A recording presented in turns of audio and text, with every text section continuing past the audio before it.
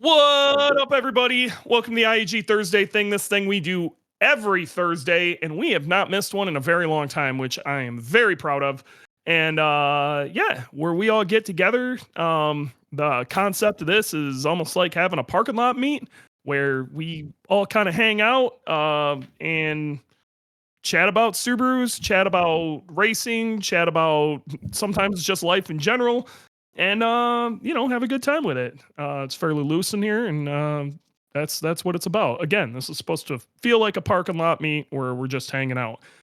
We record this live on our Discord, so there's a live chat going over in the side right now, and we have a bunch of people in the audience who listen and comment and all sorts of stuff. And if you want to be a part of that, you can too. All you got to do is join our Discord, the IAG Thursday Thing Discord, and we usually post links and stuff up to it in our IAG Insiders Subaru Lounge on Facebook. There's a few different ways to get to this, but like I said, if you're listening to this later on in podcast form, that's how you do that. Now, if you're listening from Discord and not listening to the podcast, you should listen to the podcast. It's all our old episodes are on there. We upload pretty much right after we do the Discord thing. And if you can, do us a solid and share it. And the more people we have listening to this, the better it's going to be. It's one of the best things we can. Man, we're getting a full room today. I barely posted this thing anywhere too, and we're just packing it in here. So we should have a good time. I'd like to say, as usual, I'm joined by my partner in crime, but he has been busy as hell lately. So I'm going to say it's a fantastic honor to be joined by the one and only Warranty again today. Warranty, sir. How you doing, buddy? You are too kind. Here's what you need to know. I have been very busy, but I missed you, and I'm back to talk to you some more. And secondly, I'm going to spread a conspiracy theory. A Mini Cooper is an SUV. You heard it here first. It is. It's so it's not way so much, too big. It's not even a hot take. It's huge. Yeah. It's giant. 10 years ago, it was huge. 10 years ago. Before that, though, like 2014-ish, so a 2013, they weren't. They were That's right. A compact car, and they were a ton of fun. Yeah. 2002? Man, are you high? Okay. All right. So we're also joined in the audience by the one and only producer Jordan. He's doing all the background stuff here. He kind of edits up the podcast and makes his Discord work, and he's kind of the technical advisor of this whole thing. I don't know where we'd be without him. Shout outs to PJ. Love me some producer Jordan. And then Randy put together an absolutely adorable thumbnail today using myself helping my kid take lug nuts off of Boogie, which I thought was kind of fun. But it looked like an advicey picture, I guess, and it was super cute. So yeah, that's kind of the cast and crew, and I guess that's today. First off, I want to talk about it's almost Black Friday, Warranty. Did you know that? I did, but I almost forgot. I've been looking at things. So a couple things start happening this time of year, right? People are ending their seasons of racing and whatever, and really starting to talk about what they want to do for next season. And we also have Black Friday, okay? And Black Friday is I can't confirm nor deny. We're going to be having a sale, but what I can tell you is historically, we have a pretty serious sale, and we're gonna have a pretty serious sale. Okay, I can't tell you exactly what it's gonna be, but it's gonna be. So this time of year, a lot of people are looking to put fairly large builds together. I am doing a ridiculous amount of estimates right now of a lot of people, saying, okay, it's time. And that's something. A lot of these people, a good portion of them are new. And that's okay. At least they're smart enough to, wait for this time period. To where they can save a little bit of money or whatever. But a lot of these people are new, and sometimes their motivations are a little skewed, or they've heard some really off advice, or they're taking advice from strange places. And it's a it's one of those things. Like, I was in that same position at one point where, I want to put something together. I'm not sure what direction to take. I'm trying to take advice from anywhere I can, but sometimes you don't know if the advice is really sound. But there are some things I just wish people would have told me when I was much younger, and when I first started out with this, that like, I wish there was a me for me. And I screwed up a lot. Okay. Um, I screwed up a whole lot. So I'm hoping this conversation maybe can help some new people out. Okay. And it literally, as we were saying this, um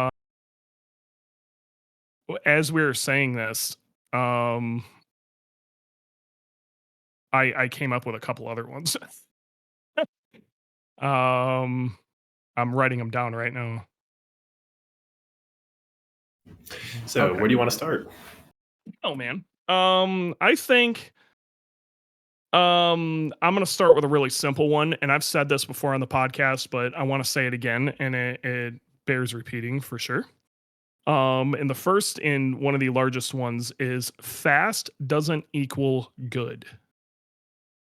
Okay. That's a great answer. It's true. Yes. Um, just because a vehicle is faster doesn't mean it's better or it's more fun or whatever. The only time that equation makes sense is during direct competition.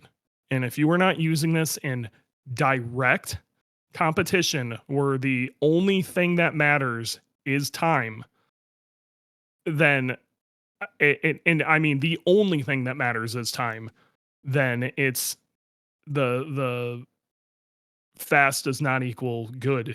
It is not a one-to-one thing. No, I'm not saying a faster car can't be more fun. I'm just saying it doesn't necessarily mean it's more fun. What's your take Yep, on I agree with that. So, you can make 1,000 horsepower in a Subaru, but it's really hard to do it, and it doesn't make it a better car. It's it? harder to drive, and it's really hard to do. You could have a lot more fun with a 400 horsepower Subaru. A ton. I mean, well, let's look at it this way. Okay. I'm not saying you didn't have a lot of fun with your stock STI, and or Sure did. you didn't have some fun, a short period of fun with your modded STI. But what I do know is you've had a ton of fun with your basically stock BRZ. Yeah, yeah. It doesn't really need much, does it? And it's just good Mhm. out of the box. I think a lot of people want to change things because they assume it's bad from the factory. And for a Yeah. lot of cases, that is true. But there's a couple important counterpoints to that here in the land of Subaru where you don't have to change much and it's a great car. BRZ is one example. Yeah, the BRZ is a very good example. A lot of people are so quick to go, think that they're not going to have fun with this car until they like turbo it or something like that. And all they do is Right? make all sorts of problems. Or put coilovers on it and they put either crappy coilovers on it or don't adjust them or just lower it because they want it to look better. And you know what? That's going to change how the car handles. So I'm all for making your car look good, but you better be Mhm. knowing the changes that you're making and what Uh, the impacts are. yes, have an understanding of what you were doing. Um, that kind of goes into another point I wanted to make then. And this goes directly into what we were just saying is you need to love your car for what it is, because if you go to modify that's not necessarily going to fix the problem. If you Yeah, don't I love what 100% the agree. car essentially is, modifying it, there's a very good chance modifying isn't going to fix what you don't like about the car. Yep. I 100% agree with that. Yeah, Yeah. you need to I think a lot of people think that there's some magical combination of mods out there that's going to make this car perfect, and then they're going to like it. And Yeah. until it's A plus, they shouldn't like the car. And it's really not that way. You need to like the car for what it is, which is what you just said, and then slowly make changes. And if you do it right, you will like it more. Absolutely. But it's not a situation where a C level car turns into So an A level car. No way. modifications should be an enhancement to stuff that you already like. You know what I mean? Exactly. It modifications are an enhancement to that. No, I'm not saying like you really like this car. This is not me trying to turn somebody away from trying to make, a 600 horsepower Subaru or whatever. If you love it and you have modified your way to a certain degree, or you maybe have driven a friend's car that is in that same state of modification or something, and you're like, okay, I really, really, really like this, and this is what I want. That's different. It's having a preconceived notion that like modifications are going to fix what you like or dislike about a car. Um like you purchase a car and you're there's I'm trying to think of a good example, but if like let's say you just straight up hate the interior of a car, but you think if it makes 600 horsepower you wouldn't care. No, you're going to spend, Yep. thousands upon thousands of dollars, and you're going to have a 600 horsepower car that you don't like the interior. Yeah, I agree. I've seen a lot of people that want to modify their car, let's say their WRX, because everybody else does it and they think that they have to do that, or else either they're going to be uncool or the car's not going to keep up, or who knows. But the people that I've met that have modified their cars the most successfully, they liked the car to begin with, and they, like you just said, they changed it to enhance what they already liked. So oh man, there's such a difference between just like, I bought this car and I want to stage to it versus I did all of this research and I'm going to put on these parts because I know they're better. Just a world Yes. of difference. Yep. The guys who go stage 2 because it's just going to unlock some efficiency on a car that I already like, those are the ones that you never hear from. They're having great times. They're the ones that are going to all the meets, and they don't really do much other than maybe throw some wheels, they do stuff, you know what I mean? And now with that stated, uh same thing with this is why I preach that 450 horsepower STI. Okay, because truly still believe that is where you get the most juice for your squeeze. Now, depending on Yeah. what you're doing, if you're building the car as a tool, not as a piece of enjoyment, that's different. Okay. But if what this is a it's an entertainment vessel more than it's a tool to accomplish something. These are different things. A tool to accomplish something is a completely different thing, and that's why I say, like, in competition, things are a little bit different. If this car is designed to turn a lap time, different story. If what's going to make you happy is winning something, then you're going to be making compromises in other places. Right. The way the car looks, the way the car handles, whatever it may be. That's different. Right. But if Haggerty what just had a really good street video car, on this. what's that? Haggerty just had a really good video on this, talking about the new BMW M3 versus the new Tesla Yeah, Model 3 Performance. I yeah, really wanted an M3 until I watched that video. And it turns yeah. out it's a fantastic car. The price is way too high versus all these other cars that you can buy. Yes. So buy a daily, buy a Miata to cruise, buy a BRZ or a GR86 for track use, and you will come out ahead. You'll Great idea. come out and you'll have exactly what you want for all of those things. That's right. And I got to be real, you enjoy driving around the BRZ as a daily. You are getting away with doing both. That's right. That's So, right. I'm just going to throw that out there. Yep. So, and like what Smedia said, I think it depends on what you're using the car for. I agree. Again, if the car's concept from the core is honestly, it doesn't though. But if I need to be real, you can make cars faster or whatever, but if they have like inherent DNA that you just really don't like, you're probably, even if you are managing to force this thing into the times that you're looking for, you're not going to like the car. You're never going to look at it fondly. Like, I love Yep. Subaru. So, but I can tell you right now, like a Corvette guy would hate my car.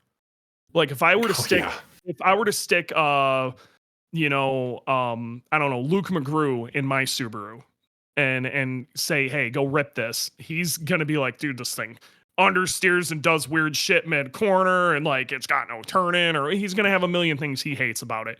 And let's say I go drive his old Viper, I'll be like, this thing feels like it's trying to kill me at all times. I'm scared shitless to let it get anywhere near the edge of the track because I'm scared it's gonna rotate and murder me.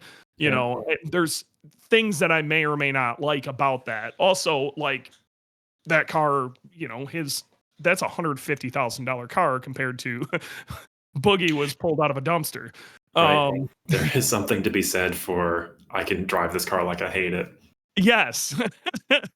and there is a mental thing to that. Now, if you're Captain Moneybags and you can treat Porsches like they're throwaway vehicles, well, that equation changes a little bit for you. But the people who listen to this podcast, I can tell you right now, are not those people. Some exceptions apply.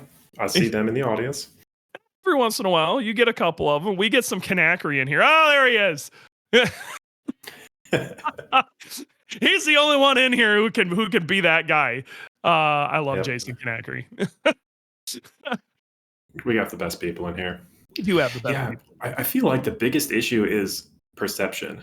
You think the mods are going to fix problems that you don't have because those problems are invented in your head. I went through this. Remember when I was so worried about blowing up my motor, the stock motor, and then the person that told me, I won't name his name, but he said, if I showed you, the tables in the tune, point out, which one is, how did he say it? Point out the emotion table. What buttons can I press to change your emotions about this situation? It doesn't exist because it's not in the ECU. It's in your head. Great and way. I thought, wow. Please tell me Graham said that because it's great. Oh, no, it was far worse. I'll tell you offline, but okay. It wasn't Graham. But I got it. Whoever said that was right. Yeah. Okay, whether I approve of how they tune or not, or whatever the situation was, it doesn't matter. Show me in this tune where I can change the emotion tables.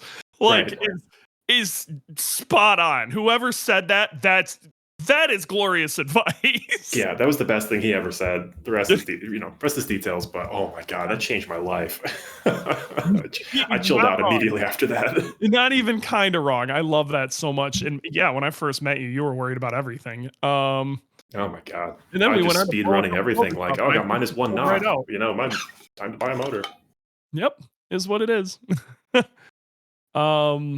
Smedia says, I think the biggest issue people have when they come into Subarus is they don't know what they want to do with a car and then start throwing random parts at it. Yeah, he's not wrong. Then over time, they start to dislike it because it's not even remote. They're just, people say this is a good turbo and this is a good exhaust and these are the right.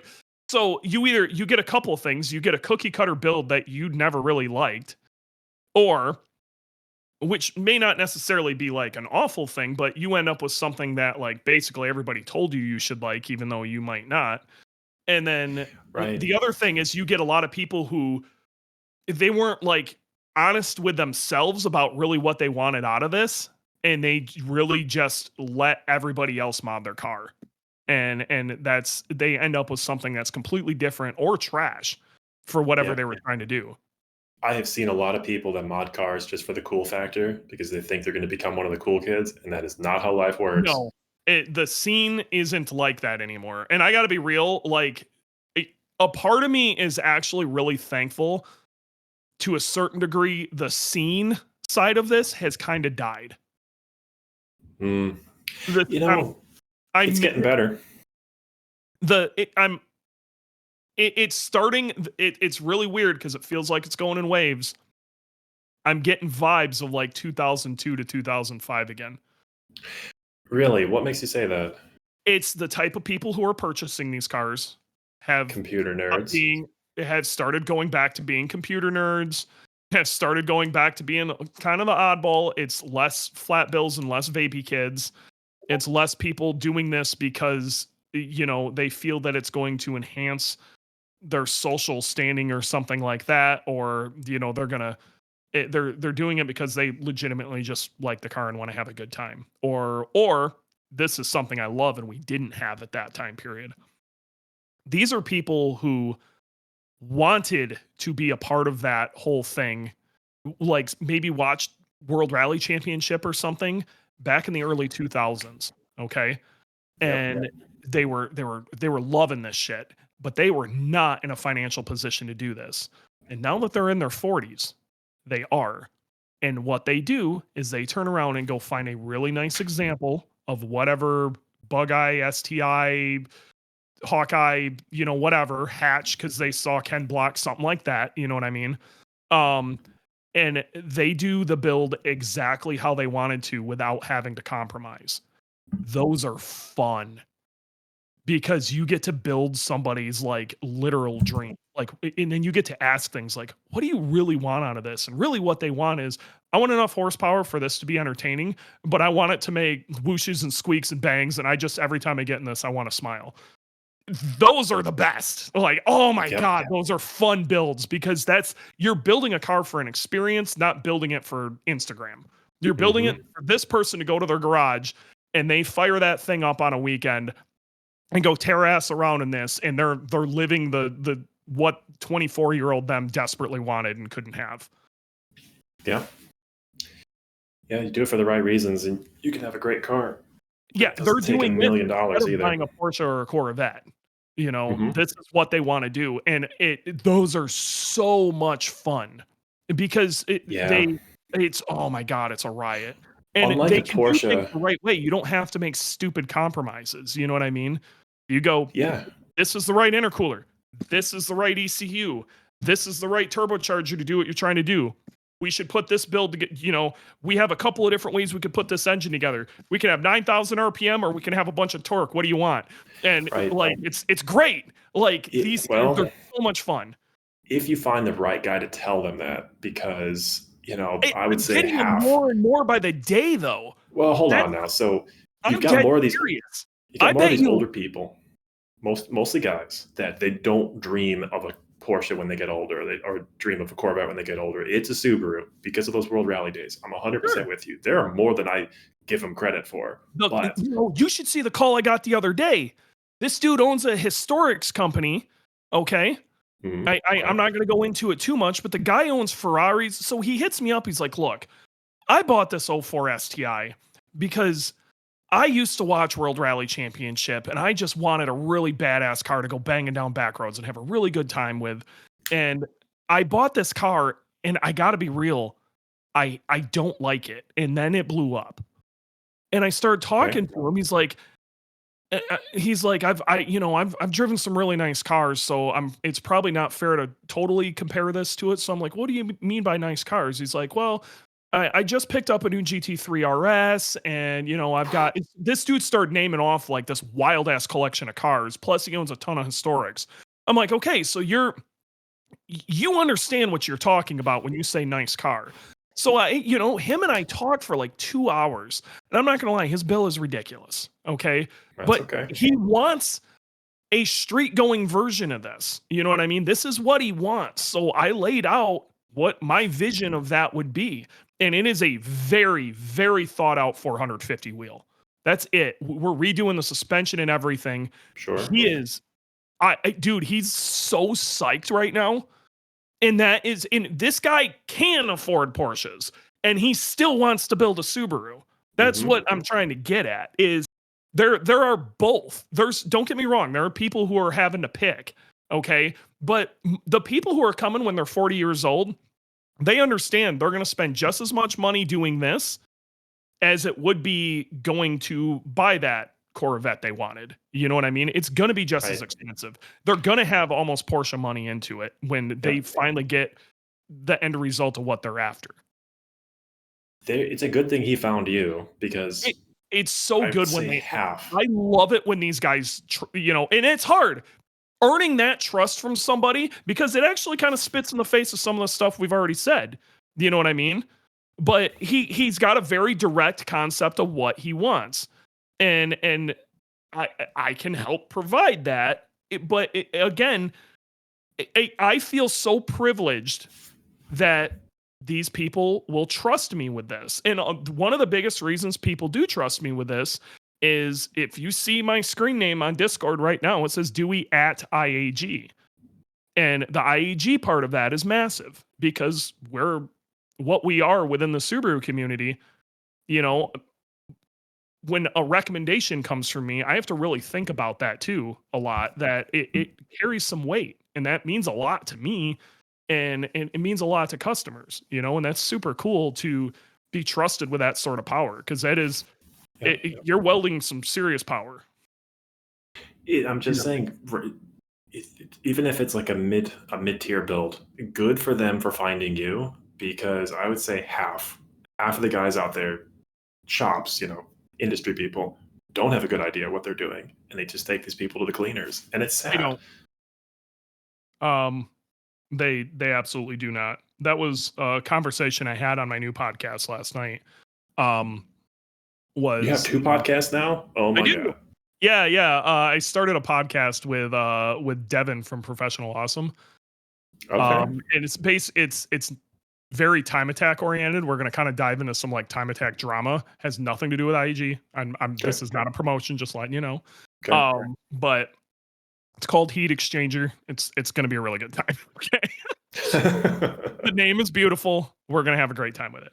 But um he got burned really bad by a I wouldn't even say it was burned because I in that conversation, like he was wrong on certain areas too, but by a shop who promised something they probably couldn't deliver, but also he wasn't very clear on what the goals were. And Mm, that communication level. Um so finding a really good shop and being realistic, you need to be realistic about what you actually want out of this. You need to be realistic to yourself. Okay, yep. because some of that can go two ways. Be realistic of what you're going to do with this car too. Okay, and the results of what that may be.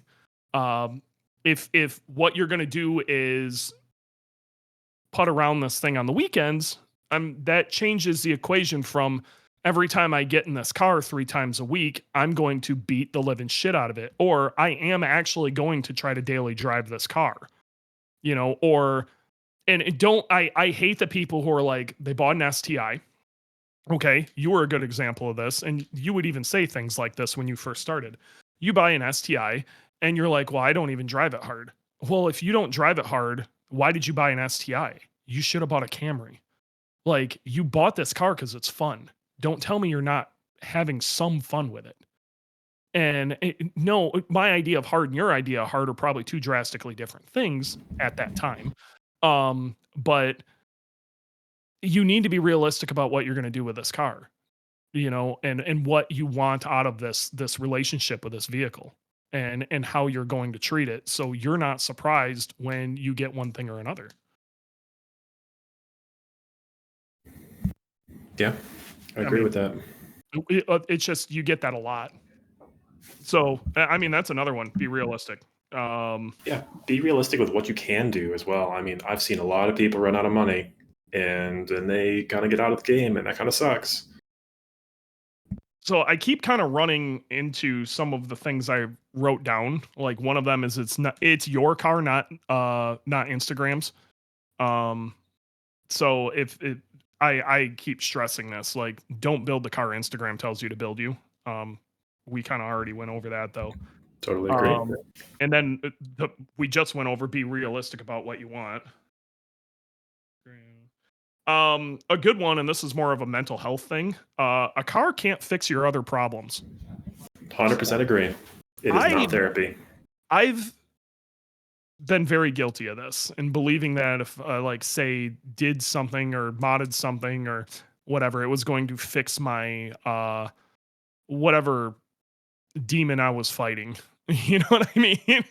Um when realistically what you should be doing is putting yourself in a position to where that even having to question getting that modification shouldn't be a crazy struggle. It should be entirely fun, not a fix to whatever it's going to be.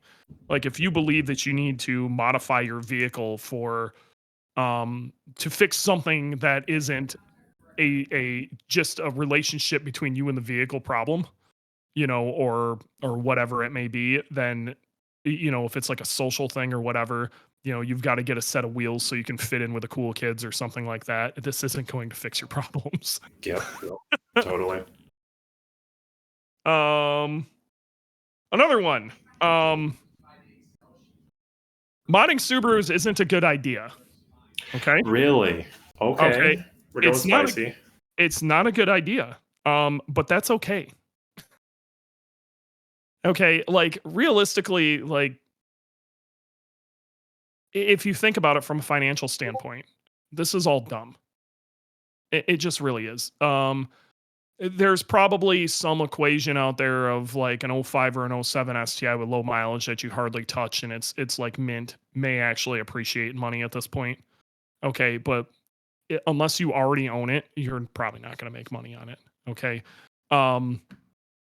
there's a very low chance you're going to be able to even break even if you try to sell something. You do some modifications and turn around and sell it. The chances of you breaking even really low. Okay. So financially, this isn't a great idea. Not only that, you're going to pay a lot of money in insurance. Just is what it is, especially a turbo Subaru. But if you love this, people are going to tell you this isn't a good idea. Okay. And they're not wrong. But lots of things aren't a good idea. Lots of things aren't a good idea. Going out to eat at night really isn't a great idea when you could just make some food at home. Okay. Well, even deeper than that, a lot of hobbies are expensive. It's are you spending money you shouldn't be spending, or are you having a great time and it adds value to your life? It is what you're spending on this bringing you a correct amount of happiness from it. Totally agree. And again, this can't fix your issues. You need to have your mental state correct before you go blowing tons of money on this. But if you're in a mental position that this makes sense and you're like, hey, I'm spending this because it's what I like to do. Then I don't care who tells you it isn't a good idea. No, you're right. It's not a good idea. It's also not a good idea to, go spend an insane amount of money drinking or whatever. There's a million different things you can just blow money on that nobody even questions. An expensive hotel room. You know what I mean? You get that for one night and that's it. But everybody's like, "Oh, that's cool," but they'll bag on you for spending money on a Subaru. You know what? Right. I'm gonna say this as nicely as I possibly can. Fuck them. I got another one for you. Sure. It goes along with it's you can't fix what you don't like already. Yeah. It's seat time. Like go out and drive the damn car. Don't buy another car. Seat time doesn't necessarily mean on the track either. Sure. Okay, Totally go drive your damn car. Go have a good time with your fucking car. God, that is a good one. Yeah. I have a friend. He bought an SUV because he wanted to learn to drive slow car fast. Do you know what you can do with a BRZ? You can learn to drive slow car fast. Wait, hold on. You said SUV. Are we talking about a new Mini? It's not a new Mini, but it's a Mini. Okay, so it's one of those larger Cooper S's or something? I think so. I think it's like a 2014. Yeah. And he's Cooper, non-S. He's trying to learn slow car fast in that. Yeah, I mean, and it's supercharged. He can, but there are better vehicles to learn slow car fast. But yeah, I can kind of agree with that. I can actually kind of I can. Okay. There are worse cars he could have picked. There are significantly better cars he could have picked. But sometimes you have to learn that lesson too. You have to learn that lesson yourself. But that's not learning a BRZ. It's just that's putting the BRZ on a pedestal that doesn't deserve. Is a BRZ. I truly believe a BRZ is fine even for an absolute complete novice beginner. It can grow with you. It will train you to be a better driver. I think it falls right in with the same way in Initial D, the AE86, Bunta talking about how the car can train the driver. A BRZ can actually teach you to be a better driver. Totally agree. I totally agree. It can teach you a lot. If you're buying a car to learn to drive fast, even to learn good fundamentals and become a better driver, if that's really what you want to do, A BRZ is very good at that. Okay. Mhm. If you're building a car, if you want a car that can literally do everything, and I mean, it checks all the boxes, go fast, put people in, do whatever you got to do, that's where an STI or WRX comes in. That's going to do everything. But if literally Yeah. your sole purpose is, I want to be a better driver, you are going to have a very hard time finding a better car than a BRZ. To be fair, I also do not understand the concept of slow car fast because every car is slow car fast if you really get down to it. I don't You agree can't. with that. Do not agree with that. And here's how I'm happy you said that, because there's probably other people who are thinking the same thing. Okay. Now I'll explain that. Especially with like a Corvette or something. Okay. Or going straight into like a 500 plus horsepower STI. You have no idea how to utilize that vehicle's capabilities. Okay. Right. Let me put it this way. I would have been faster in the 05 STI when I was running street if I would have owned the BRZ first. Wow. Yeah. How's that? Just because I overdrove the shit out of that car and didn't even realize it. Yeah, you did. And I don't get me wrong, like some of it was because funny, haha, I'm having a good time. Some of it was just basic setup. Some of it was understanding some of the fundamentals that car covered up, especially cars with big power or big grip. They will cover up you fucking up. Yeah, it is harder to get out to the limit. Everybody on the track, if you're passing everybody, what are you comparing to? You know what I mean? How do you know you're doing bad if you feel like a total badass out there? You know, you'll never get near those limits. I Plus, agree with that part, but for those limits are a lot worse. I'm saying, how does a Mini Cooper or otherwise like Camry type car teach you to be a better driver? The limits are so low. I don't think you learn anything. First off, the Mini is a little better than your typical just shitbox Camry. Totally agree. Okay, so I don't think that's totally fair. I think that's more like comparable to maybe say a modern Civic Si or something. Okay. Yes, I would almost lump a Civic in there, which is it's really slow. It's a good car, but what are you really going to learn from it? You're going to learn a lot, especially if it's got a little bit of body roll. Okay, you're going to learn things like not only brake application but brake release. If you start, you're going to learn that really quick. You're also going to understand how to drive within the limits of traction in the front really quick. You're going to listen to what the front tires are telling you. I do like front wheel drive cars for that, because it's just you're basically focusing on one aspect of the car the entire time. You can learn a lot from that. You can learn a lot from driving any car hard. But the nice thing about a car like that is you can hit the limits real fast. Okay. All right. One more. You got anything else on that? Because I got another one. No, go for it. Don't overthink it. Oh, 100% agree. Oh my God. You are the worst about this. I'm the worst about this. You'll be the first to agree with that. Oh my God. Buy a car, drive a car, meet people. That's it. Yeah, don't overthink it. And not only that, like as far as modifications go, like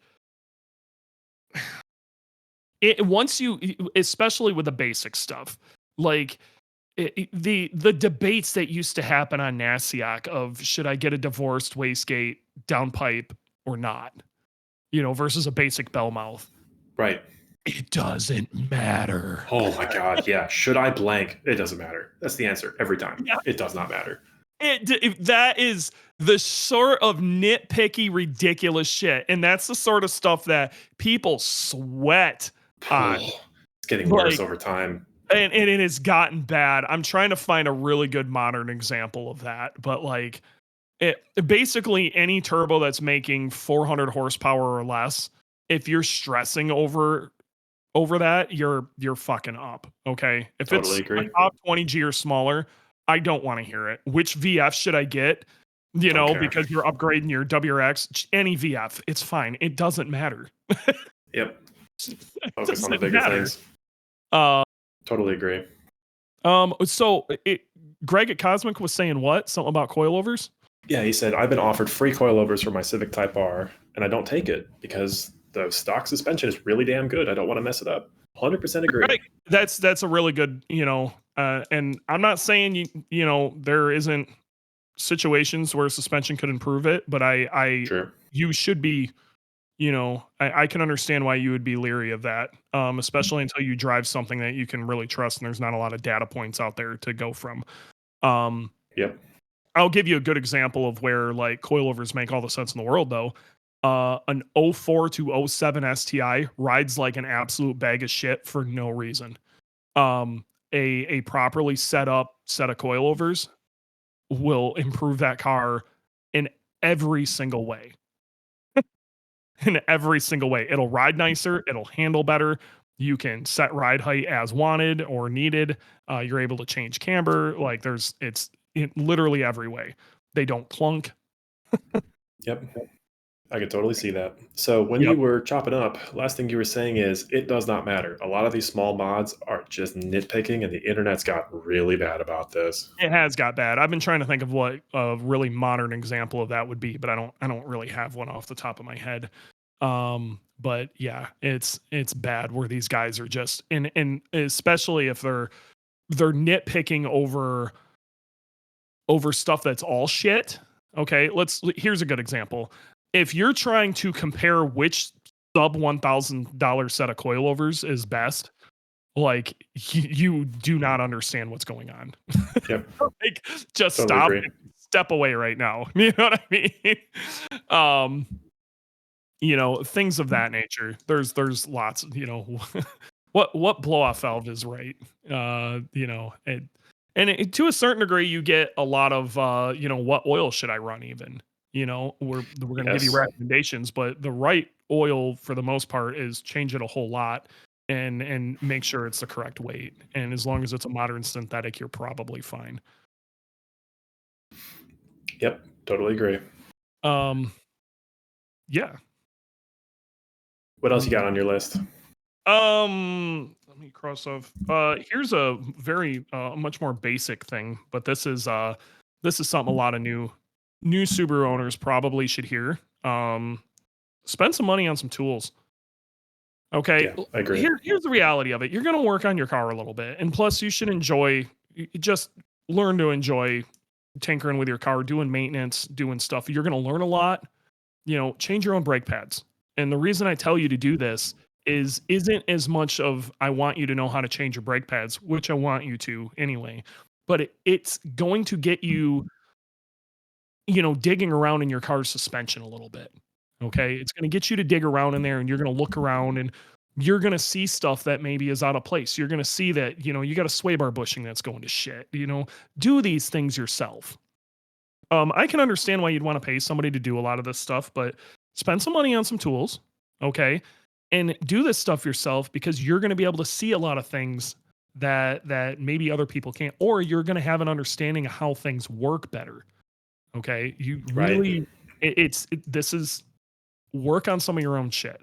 Change your own spark plugs, okay? Yep. And just even if it's not really time, like let's say it's every 30K is what you're supposed to do on most Subarus. All right. Mm-hmm. Yep. Change them every 20,000 miles. Change them every 15. Who the fuck cares? It's an excuse for you to pop your hood, poke around, check some oil, see what's going on with the air filter. Change your spark plugs out. You'll learn a little bit about is your engine burning, rich, lean, whatever. You learn a lot from a spark plug. Learn how to read a spark plug, but buy some basic tools to do that shit. You feel You're good gonna doing learn a it. ton. And you feel good doing it.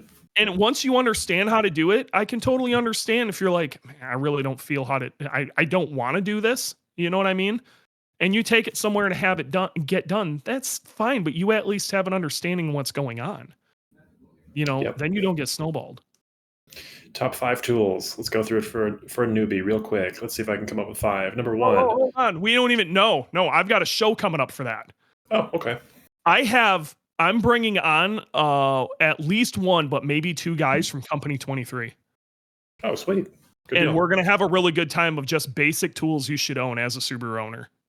Some of them are Company 23 tools. Most of them are just really basic shit you should own. And that's going to be the concept. I think it's going to be a great time. What goes into making those tools and why they made certain tools. It's going to be fun. Like I'm actually really excited about that. I forgot. Great idea. Yep. That won't be next week, but the week after. Okay. Yeah, so that's coming. But yeah, I mean, let's just because the question was asked, certain basic things you should own. Get yourself a good set of jack and jack stands. Get Totally yourself agree. a basic socket set. Yes. Get yourself a spark plug wrench. Okay, I wouldn't put that in the top 5, but okay. No, definitely, because you're going to be changing spark plugs. Okay. So literally get yourself I almost want to call it a kit for changing spark plugs. Okay. Torque wrench. Yeah, I mean, a torque wrench is a very good thing to own, but that's one of those things. It's a track you could probably steal from somebody. I'm talking extremely basic stuff. Okay. Okay. And the reason I'm that would be my rack. Yeah, right there is pretty much it. Cool. Here's something that I wish somebody would have told me when I was trying to understand how engines worked better. Okay, and it was like a light bulb to me. And I wish more people said this. Engines are like an air pump. Okay. Basically, the more air you move through an engine, the more horsepower you make. It really is that simple. Okay. It is an air pump. More air in, more air out equals more horsepower. A turbocharger is just something that literally force feeds more air in. Once you start looking at an engine as an air pump, you start looking at it as a system.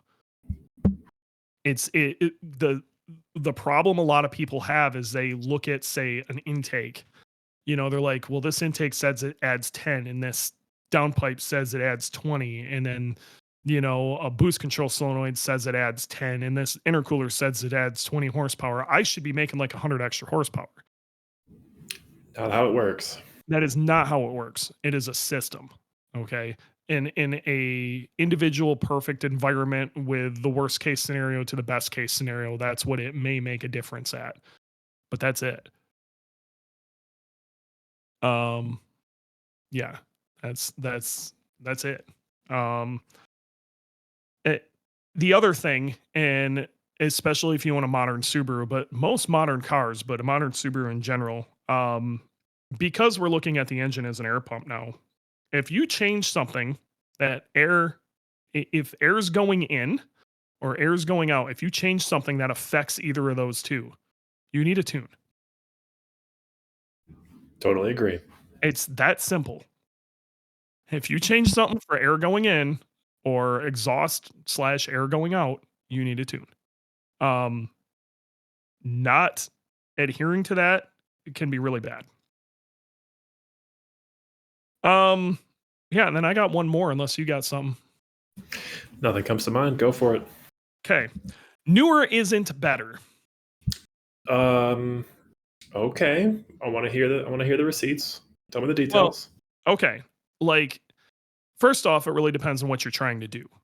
Okay, but especially if like the concept is driving enjoyment, and or maybe even turning a lap time.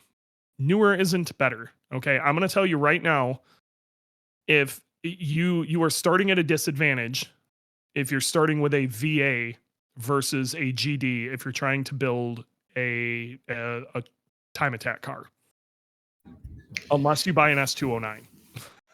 That's a very specific example, and most people are not out there starting to build time attack cars. They're out there trying to build a fun daily that they can take to the track. I agree with that. Okay.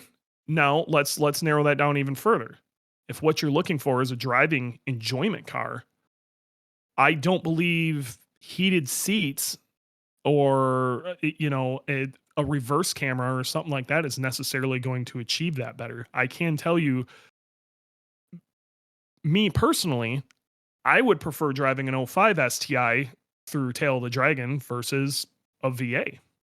But I'd take the VA over the GR. Yeah. And that's stock for stock. Like absolutely bone stock versus bone stock. Mm-hmm. Give me the GD every time. You really have to, just because it's newer doesn't make it better. The other thing, and this is the other one that I really when purchasing a vehicle, lower mileage doesn't necessarily mean it's better either. Just you don't know what those miles are going to be, and to some degree higher mileage means that it made it this far. It probably was taken care of to some degree. I would trust 150,000 mile STI in a lot of cases more than I would trust Like a 50. 30,000. Yeah. Interesting. That's a tough one. I generally agree if let's say the bodies were equal. Let's say they Yeah. were both And flawless that's assuming bodies. that the bodies are equal, but a lot of times you're better off, like, what if it's got 150,000 miles, but it's mint, but this other one's got 30,000 miles? It's it's probably not quite as pretty. Um, I mean, to me, that's kind of telling in itself, but I would be more apt to tell you get the one with a cleaner chassis. Yeah. There's a good chance no matter what, especially if they're both on, say, stock engines, you're probably replacing the engine at some point. Yeah. I think I agree with that. I'm a big fan of newer vehicles for just better chassis development. I do like, the entertainment systems, except for the VB. Oh my God, it's terrible. I do like heated seats. I like having a daily. We got to It's make this not a little spicier. I've got another one I think I'm going to throw out here that I didn't know if I was gonna or not, but we're going to do it. okay. Go for it. Okay. Subaru did not have everything figured out and or did not build this car. Everything was not done as an improvement in the way you probably think it was. I don't believe the cars Uniformly got better over time. better. Yes. Yeah, I agree with that, and that's a lot of hindsight and looking at all these chassis really closely with you. Yep. Yeah, it is not always an improvement. It is a choice. What they changed, and it was always a deliberate choice, but it does not mean it was better every time. They were just making different compromises. Yeah, or it was a compromise made with your best interests in mind. You know what I mean? Yes. Yes. So an example of this. In theory, multi-link rear suspension should be better. Okay, it just should. From the concept of how a multi-link rear suspension should work, especially if you were to say take a look at the Evo's rear suspension versus like an STI's rear suspension from '08 and up. You would think they'd be very similar, but they are not. Okay. And the reason that change was made was not for performance, even though Subaru may tell you that. Yeah, it was for trunk space. For trunk space. Okay. Right. Yeah, that's one that comes to mind. That was a really big one. I'm trying to think of another one that was it, well, one that really comes to mind. That's the biggest one. Well, GRs, they softened up the chassis, right? They softened up, yeah, the suspension a lot, and they were trying to. So, to Subaru's defense, okay, everybody complained about how the 04 to 07 STI rode because it was terrible. From the factory, it was shit awful. Like I gotta be real. It rode like ass for no reason. It didn't have to ride like that. So with the GR, they were thinking we're going to move up market a little bit. And one of the things everybody complained about was the suspension. We're going to go really soft. And they did. And they went way too far the other direction. So, yeah. And then they I think they found the right compromise with a VA. Yeah, I agree. For a factory car, good luck finding something better. That car is so good on track, bone stock. Mm-hmm. Car was incredible. It was so much VA fun. STI was a great car. I'm so glad it looks better in person than it did in pictures. Yeah. Oh, it was, yeah. That was going to be scary. So, yeah, vehicles are not uniformly better as time goes on. Yeah, I totally agree. Yeah. And now, like, look at it this way. If you're trying to get we're going to kind of venture away from Subarus in general. I believe in almost every single way, other than how the steering wheel feels and some of the simplicity, that the new BRZ is just better than the old one. Okay, it's just better. Okay, but you can't build a car like a Lotus Elise anymore. No, I agree. People are bummed, but you really couldn't even build a GC anymore.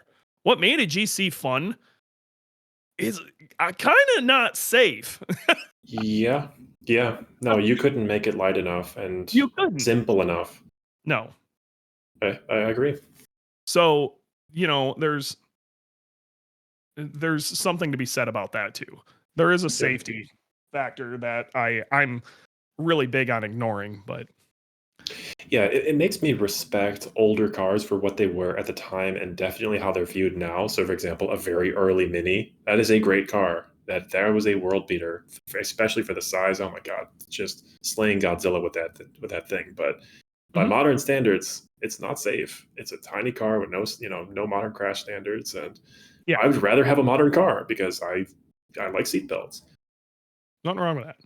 It's one of the reasons I'm really big on the GD STI too, because that chassis was so far ahead. Um, Hmm. yeah, that thing is still stiff by today's standards. Other advice I wish I'd been given. This actually is okay. So just no caveats. You Yep, don't need better tires. You just need good tires. that's fair. You I'll do give not you need to that. run out and get 200 treadwear You don't RE71Rs need the best because tires, and not only that, what quote unquote the best tire is probably isn't the best tire for you. I You'll agree. know if it's the best tire for you. I totally agree. Yep.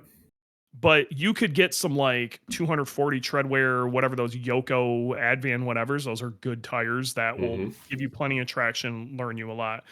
I think most people, if they're trying to get the most out of having a good time with a performance vehicle, are probably best served by the an endurance 200 treadwear. Yes. I love my 615K pluses that are on my BRZ right now. I love them. They're great. They're I don't want them to be anything else. They're awesome. Yeah, but if you don't go to the track more than once a year, I wouldn't even buy 200 treadwear tires, period. I would just buy No, nice street tires. a good set of now I will say buy a set of summer tires. Yes. Yes. Yes. Good tires meaning buy a good set of summer tires. Yep. What that if you're in an area that gets a lot of rain or something like that, the new Michelin PS5s or something like that are fantastic. Hmm. If you and then take those, you can go to the track on those and have a good time with them. You know what I mean? But the majority of the time you're on the street, yep, probably makes sense. You got nice street tires. Yep. I agree. Other piece of advice I wish I was given. So you might actually have to learn to drive the car better, even if the car has flaws. So stock VASTI will understeer because a lot of cars are set up that way for safety. Mhm. And then I put some mods into it. Thank you, Dewey. They were great mods to get better turn in. But in hindsight, there was more I could have done to just learn to drive the car better. Absolutely. There's more I could have taught you to do. Like knowing what I know now, I could have taught you so much differently. I would have taught you to release the brake differently. Yeah. We still got time. I'll come visit you. We do BRZ things. We should do Do a BRZ things training anyway. course. God, I Training had course so much on brake. detail Become dragon. Godfoot. Godfoot. I had so much time, so much fun at Tail of the Dragon this last time. Like it was very spiritual. I'm very happy to hear that. And you were fighting against the C8 Corvette with ye old BRZ. Yeah, he was having some issues. He could not get rid of me. It was so much fun. It wasn't just him too. It was like I ran into a new 911 Turbo S. I ran into a whole bunch of really crazy sports bikes. I was fighting Great. with an all-wheel drive 911 in the rain. Um, Ooh. well, I'm telling you, it was some spicy shit, man. And Oh, man. Sounds the spiritual. only I love it. person who left me was when we were on our way in.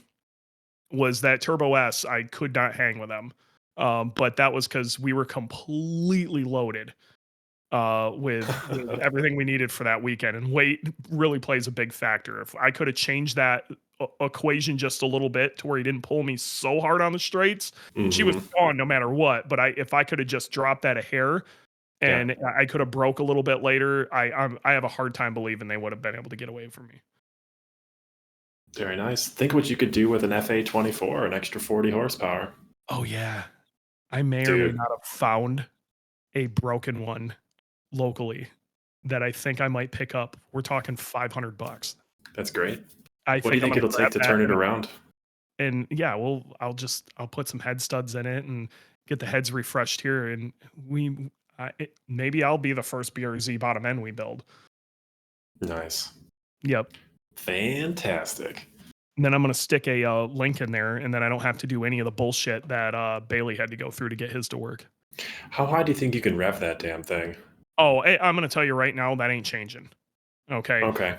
So with FAs, like 7,500 is it. And the problem isn't, it's not like the heads taking it or the bottom end taking it or a geometry issue or anything. It's the oil pumps do weird shit past that. You're just done. Until a fix happens for that, you're done. They fix that, I think we can get really stupid. I want to see if we could de-stroke one. I want to stick a 2-liter crank in it. Now IAG makes upgraded oil pumps for the EJs, and those. So if you do the same thing on the FA, you can't. Well, if we were to do it the same thing for the FA, understand that front cover now is like $1,500. Oh, that's stupid. It's the whole front cover. So one, we'd have to destroy a ton of them to get it right. Yeah. Okay, so let's say at a minimum we're $10,000 into just front covers. Okay, let's say we managed to get it right in that amount. All right, then that pump, just in what we do with the small things we would do there, that pump's gonna be like $2,200-$2,300 minimum. That's so hard to ask somebody. You know what I mean? Yeah. Okay. That's a shame, but yeah, I think that's the next thing that gets tackled right after fueling starts getting sorted on these cars. Really, despite the cost, I mean, how else would they do it? I mean, you always have the concept of an AccuSump. I guess that's one way you could do it. But I think what's going to change. Well, I think they're going to figure out how to do aftermarket gears that makes sense within the stock housing. Okay, I wonder if we'll see people at PRI that do that. Housing modification. I wonder if we'll see people at PRI that are going to come up with something, because there's people saying they were going to do it, and then they want us to get on board, and like we've talked about it. And I don't know. Okay, that's way above my pay grade. I got to be real. Okay. A lot of people say things. Oh, that's another piece of advice I wish I had on day one, which is you're going to meet 100 people that say, when I get my car together, I'll show you. All of them are full of shit. None of them are showing up with a car. None of them are showing up.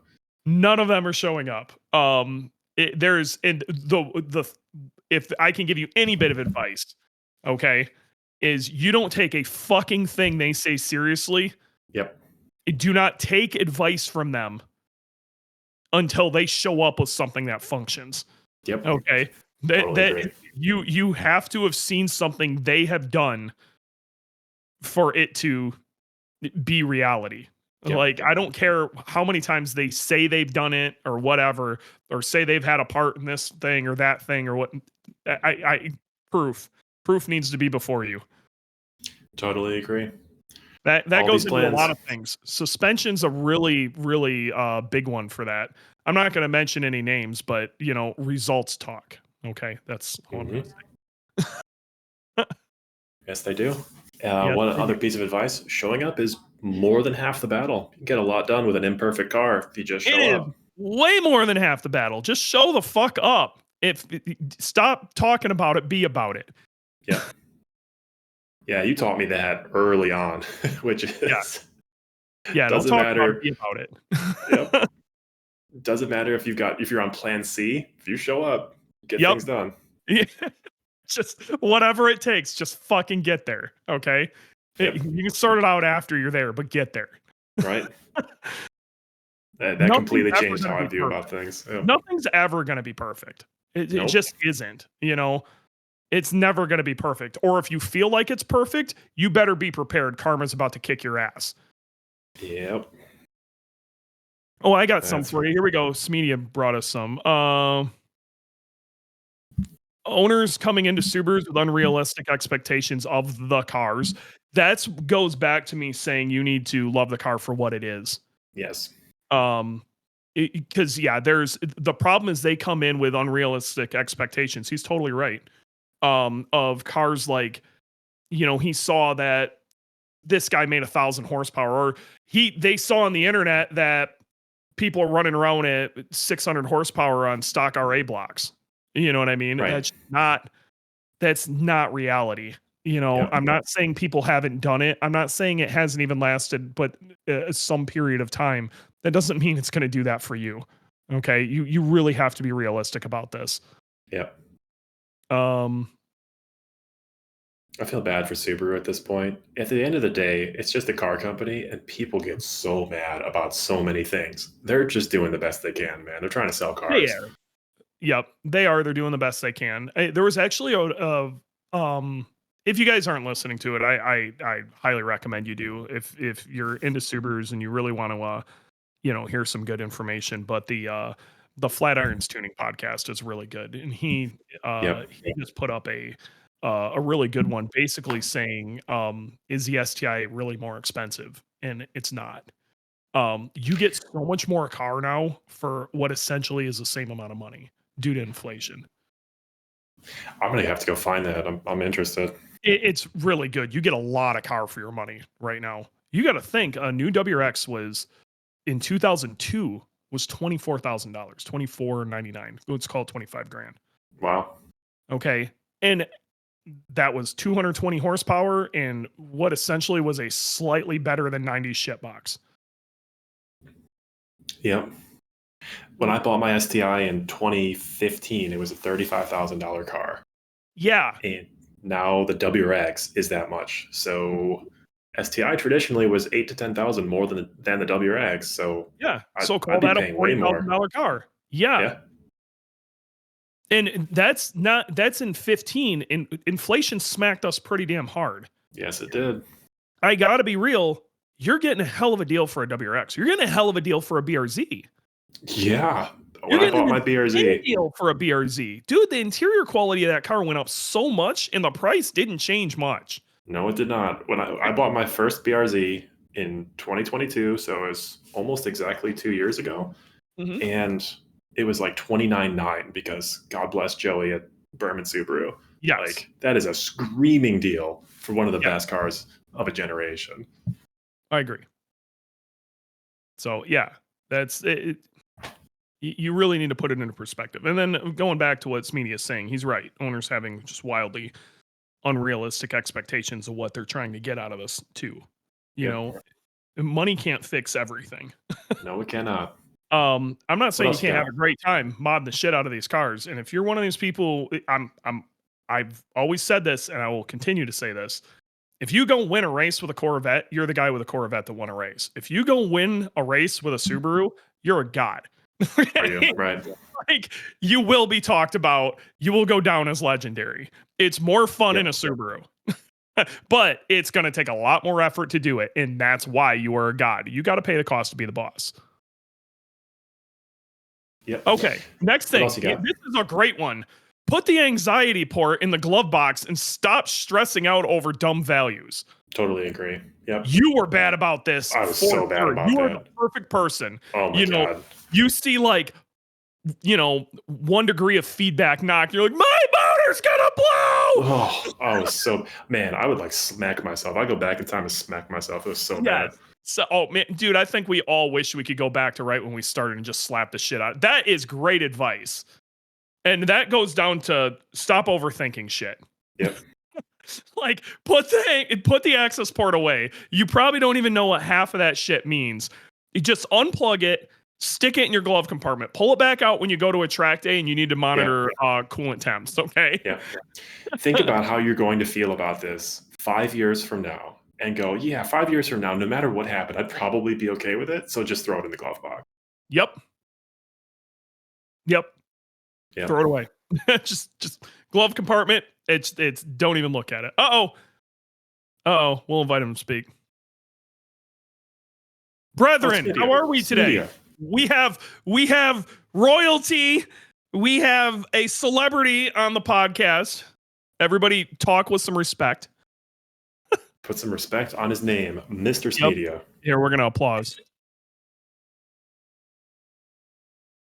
Okay, I'm done applauding. Hey, what's up?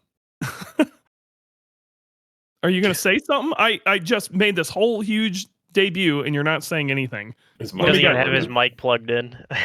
Oh my god! What are you- boy, don't I click can accept. raise- All right, Does there you it go. work? I can hear you blow now. out my Kinda. You eardrums, sound like man. shit. I'm but I sorry. can I hear think you. it works now. There you go. Okay. You're It good. works now. Okay. Dude, I've got one that you'll probably agree with. And Okay, let's hear it, man. I deal with this on the daily, and I know you deal with this on the daily. With new owners coming in, do not only listen to one person. If somebody doesn't have advice, because I have my biases, obviously, you have your biases, obviously. Every Subaru person in the community is going to have their biases. So I think it's important for new people coming in to formulate their own opinions based off of the information that they can actually learn, find out, take it all in, and then make an information-based decision, and not just because even for me, I get this all the time. Don't just listen to what I say. Don't just Yes. listen to what other person says. Like, formulate your decisions based off of the experiences of others. Don't just take in what I say alone or what you say alone. Everything you hear with a grain of salt, whether it's from me, anybody else, an expert, some dude at a parking lot, something you saw on the internet, everything. Question everything. You do your own research and understand. If what you should do is, if somebody's saying something, maybe take that as something maybe you should research yourself. But don't take that as direct, just fact. 100%. great Don't advice. Crazy don't good take with what one person says as gospel, and that is the only truth and the only way. Yes, because I get this on the daily, and like I tell many people, I'm like, there are many ways to do. You want to make 500 horsepower? Yeah, I can give you a way to do it. You can give somebody a different way to do it. Anybody can give anyone a different way to do it. Ultimately, you'll get to the end result, but are you going to be happy with the car at the end of the day? Exactly. It comes down to what you're using the car for, what the goals are, do you want it reliable? Like you mentioned earlier, the RA block thing. Like, will I make somebody's RA block make 600-700 horsepower? Totally. You want me to do it? I'll do it. Doesn't mean it's going to last, and I'll tell people that. But it's like there's no one person. There's not a Subaru god. Yeah, there's not some omnipotent. No. This man. There isn't a Subaru Bible. No. All we had was the Unabomber manifesto, but Yeah, I have been yelled at by Unabomber too many times. Don't bring that name up.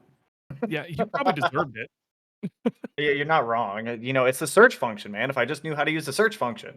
I mean, you probably deserved it. I'm just That's saying. all I No. wanted to throw out. That is freakishly good advice. Thank you for coming on. That's great advice. Do not take one person, because there's a lot of people who are worshipped as higher than human within this community. And Dude, I hate it. People do that to me, and I absolutely hate it. I'm like, stop. Like, let's be real. Even in the last year, I guarantee you've learned stuff that maybe has changed your opinion a little bit. Oh, Hunter, there's certain parts I don't want to start any drama, but there's some parts that I won't use anymore based off of my experiences changing. Exactly. Same with me. Exactly. Yeah. Same with me. And people would say follow what my build was or whatever. And there's things that were on my build that are no longer on my build today because I learned a lot. 100%. If you go back to like my first build iteration of my 17 STI when it still had an EJ in it, I would do things so differently than how I built that car. But this is if I've said this before, the Dunning-Kruger curve is real. Okay. If you're talking to somebody who thinks they know everything, okay, they're probably on the peak amount stupid. I personally am I don't know what words I can and cannot say, so I'll say I'm a little special sometimes. Okay, you watch my last video, I put all my axles together wrong, all four of them, man. I mix and match them all up. I'm like, hey, it happens. I want to make sure that you understand that I appreciate that you would show that. 100%. If my mistakes help somebody else not make the same mistake, that's still a win. It is. I think that's huge. It's one of the reasons I also like Rob Dom. Okay, you and Rob Dom have a little more in common than you think, because you guys will fuck up, admit you fucked up, show your fuck ups, learn from your fuck ups. So we're actually on this journey with you, and I think it only takes one time to learn how to not do something. Yes. Except but you gain, even when you in your car, then you just keep going down that rabbit hole. But it's kind of the same thing. Like I say, with you learn more from a loss than you do from a win. True. Totally agree. So No, that's I huge, dude. Like that honestly, that is great advice of like don't put somebody on a pedestal, even me or anybody. Like just don't they you need to question everything. Yeah, we're all Um dumb. We build Subarus. yes. I mean, let's be real. Look what the situation is. We are all slightly I'm a little more on the slightly on the spectrum with spectrum rotaries now, somewhere. but I just Yeah. like pain apparently. I mean, yeah, Some people are into that. some people are into that, dude. That's all right, man. It's still I like what I like. 2024. I can't kink shame, okay? I like what I like. Not for I a can't couple more make it months. tonight. Yep. Anyways, I'll jump off. I just wanted to throw that in. Yeah, no. Thanks, dude. Thanks for stopping by. So we're at almost an hour and a half. What else you got, Dewey? I don't know. I'm kind of zipping through the chat real quick. That was great, man. That was a really, really solid piece of advice. I'm really happy you hopped on.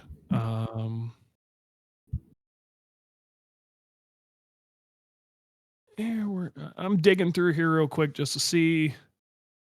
I'd love to hear somebody like Jake Abbott's opinion on tools too. No, it's a really that's actually like that would be fun to get a bunch of different people's like opinion on what you know what I'm gonna put something in the IG Insiders Lounge, and we're gonna use that to prep. But I want as many people to comment on that as I can get. It's gonna be like I want your top 5 specific, like top 5 tools you have to have if you own a Subaru.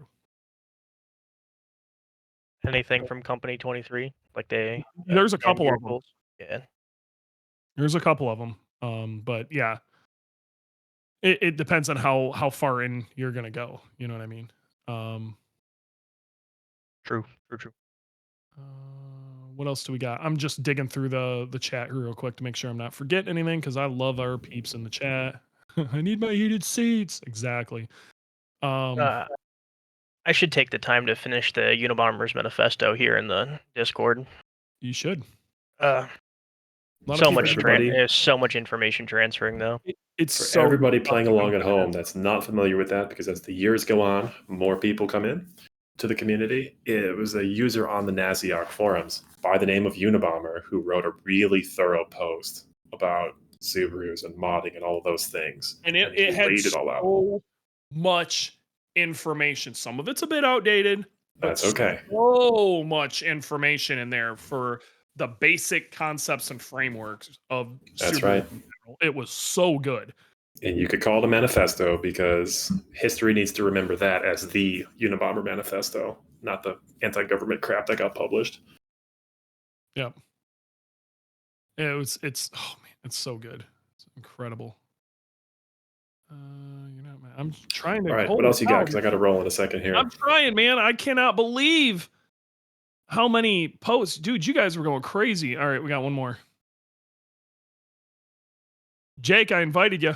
All right, Mr. Jake Martin himself, dude. Your car was so much fun at Pit Race. He drives an H6 swapped GC8, and that car rotates like nothing else. Wow. It's kind of terrifying, and he's a little on the beginner side. I think it's a bit more of an advanced car than he should have, but I tell you what, you're gonna learn real fucking fast. It even caught Ito, who is his coach, by surprise. He was like, "Holy shit!" Like, it was nice. No That's joke, saying man. something. Yeah, it rotates. It's a ton of fun though. You there, Jake? Yeah, I bet you he raised his hand and didn't realize that he's getting called in too because I couldn't make it to the bottom in time. Well, either way, Jake's a good time. I'm sure he's got some good advice. Jake was we have to get something from Jake because I told him before the end of the show he had to say something. There he is. Okay, so no, you were absolutely right. The worst part of that pit race was I was finishing the car at the track and completely rebuilt the car from what it had been the event before. And it went from understeering to a drift missile. So that was a trip. Much fun to drive though. Yes, on those rock hard Falcons that are currently sitting out in the snow right now. So they'll be that's where you store them. Of course. But one of the biggest things, I'm coming into the kind of conclusion of my second year doing track events. Did a little bit of autocross first. And I So fell this into is your Subaru. piece of advice I told you. So this was your homework before the show's done. Yes. Yes. Okay, here we go. I'm I've- excited, Jake. I've got two, so it's going to be a two-parter. Oh, even better. Oh, a two-parter, man. He did the work. The first one, and what I love about Subaru, and you hear it from everybody, is that they are Subarus are Legos. You know, in my car, your car are examples of that. I got a 15 STI rack with an 09 H6 and a GD cross member. And this is more track focused, but just because you can build and play with Legos doesn't mean you should build your race car out of Legos. It's the cheaper way. It might be the easier way initially, but you will paint yourself into a corner. You will get stuck following a path just because you can try to snag this out of pick apart and do it more cheaply. And you'll pay the price. You'll pay for those sins later, whether that be on track or something breaking. They're sins. Yes.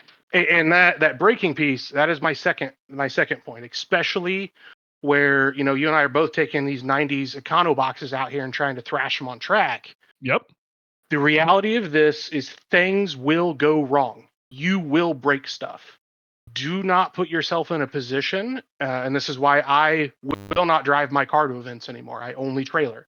Do not put yourself in a position where you're going to be wrecked mentally, emotionally, financially, or even in your relationships when that happens, because that's when we see people fall off for a month or 6 months or a year completely out of the space. You have to be aware that that's gonna happen because we're pushing stuff past what it's designed and supposed to do. Yes. Taking your daily driver to the track to go do some 5/10 laps and kind of dip your toe in, that's fine. If you're going there for a full 3-day grid life weekend to beat the absolute living shit out of that car, you better have a backup plan for Monday. If you don't have a backup plan in place. Yeah, totally agree. Yeah, I mean, very stressful, very quickly. Yeah, real quickly. So no, that's good. Jake, you win. You even got extra credit. I'm proud of you, bud. Yep. Thanks for sliding by. We're going to end this thing though. This is a good podcast, about an hour and a half, had a lot of fun, a lot more advice than I thought we'd get through. I think we even got Smeedy in here talking. It was good. In the comments, if you guys are listening to this later, in the comments, here's your extra credit. I'd really like to hear your bit of advice that you wish somebody would have told you when you started out. Give us some good advice. What do you think people need to hear that they aren't hearing when they're first starting out in this game? I want to hear it. Stick it in the comments and wherever you're getting your podcast, or even in the Facebook comments. I want to hear it. It'd be great, and we could chat about this later. Maybe we can do a part 2 to this. I don't know. Warranty, dude, I'm so stoked you're here. I hope we can do more of this. Next week might be a little goofy on when we record this. We might do it at a different time. Okay. I'm still trying to figure it out. Maybe we do like a Monday or a Tuesday recording or something like that, but we'll come up with something. Okay. Because we're not recording on Thanksgiving. We'll have a good time. I will also be in. What? I will also be in Florida next week. Okay. I mean, we'll figure it out. Yeah, I got faith in you. I got faith in you. We'll figure it out. I mean, I'll bring my computer. Yeah. I love you. Thanks, buddy. Executive producer Jordan, always taking. Got a promotion. Congratulations on the promotion. Yeah. Oh yeah, that was from Pit Race. You weren't there, man. Yeah. He got promoted. Dylan promoted him. Yep. Good. Thanksgiving is next week. Okay. And then in a few weeks we're going to PRI. I think we're going to do a live show at PRI. That's a great idea. I will bring my handheld road have these cool podcast booths that literally are set up to do a podcast, and I think we should do an IAG Thursday thing there, and we may even do the other podcasts there too. But I think it's a really good time. If we're doing a Thursday thing, we got to rip through the show and make notes on all the things that we like, and then sit down and talk about it. Yeah, it's kind of what I think. I think we're gonna have to tear ass through the show early. Okay. And then the show closes at 5, so we'd have to like start our podcast at 4. They start kind of kicking you out at 5, which would be about perfect. Okay, so we'll be on a timeline. Slam it into a booth, so we get there at like 3:30. Slam that shit into a booth, start putting it together, and rip out a podcast. Okay. Worst case scenario is we don't do that live per se online to where everybody can join in, but we just record it on here and then upload it. Yeah, you and me talking, just mano a mano, I think it'll be fine. And we're gonna have producer Jordan there too, and I got Okay, free executive producer Jordan in the house. Yeah, and Graham will be around. You know, he should be floating around with us. We'll have Jeremy Bailey with us. Dude, and who knows who else we can drag onto the podcast. You know, Dude, we could have a round table. Maybe we can do 3 or 4 different people on the podcast. Like we can have a bunch of people show up, or who knows who might show up. Maybe somebody from Grid Life shows up. Who knows? Yep. Cool. Could be a good time. All right, but that's the plan. We got cool stuff coming up in the next couple of weeks, and like I said earlier, Black Friday is gonna be a thing. So get ready to throw down. Kay, love you. And we will see you next week. See ya. It's been real. It's been fun. It's been real fun. Man, why you gotta say that after I clap? Okay. All right, folks. Hope you had a good time and maybe accidentally learned something. If you could do us a solid and please subscribe. And I can't stress this enough. Share. Share the link to the podcast. Tell people about the podcast. Come on the podcast. It's we the more the merrier, and the more people we have, the more guests we can have, the more fun we can have with this. We want to make this a giant happy family. So thanks, guys.